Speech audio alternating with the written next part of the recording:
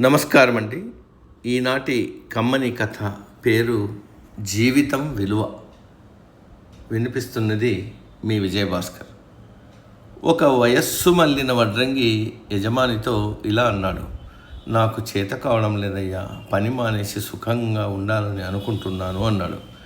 జీతం కూడా వదులుకోవడానికి సిద్ధపడ్డాడు. యజమాని ఒక మంచి పనివాడు వెళ్ళిపోతానంటే బాధపడ్డాడు. చివరిగా తన కోసం ఒక చెక్క ఇల్లు కట్టి ఇచ్చి వెళ్ళిపో అన్నాడు. వడ్రంగి విధిలేక సరే అన్నాడు. కానీ పని మీద ఏమాత్రం శ్రద్ధాసక్తులు లేవు. నాసిరకం వస్తువులు వాడి అశ్రద్ధగా ఇల్లు కట్టాడు. గొప్ప కళాకారుడి అసమర్థత వల్ల నాసిరకం కట్టడంగా ముగిసింది.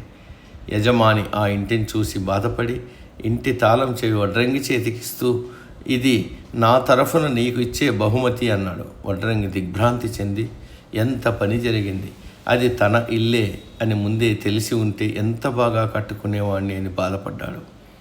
ఈ కథ మనకు కూడా వర్తిస్తుంది. జీవితం అనే మన ఇంటిని మనకు మనమే నిర్మించుకోవాలి. సాధారణంగా చాలామంది ఈ విషయంలో అశ్రద్ధ వహిస్తారు. అందుకే తక్కువ స్థాయి జీవితాల్లో కూరుకుపోతారు. మళ్ళీ అవకాశం వస్తే అంతకన్నా గొప్పగా కట్టుకుంటాం, కానీ జీవితానికి మళ్ళీ రెండో అవకాశం రాదు కదా. ఈరోజు మీ ఇష్టాలు, మీ దృక్పథం ఎలా ఉన్నాయో అవే రేపటి మీ అద్భుతమైన ఇల్లు. అశ్రద్ధ, నిర్లక్ష్యం, అసమర్థత వదిలి జీవితం అనే ఇంటిని శ్రద్ధగా నిర్మించుకోండి. సమ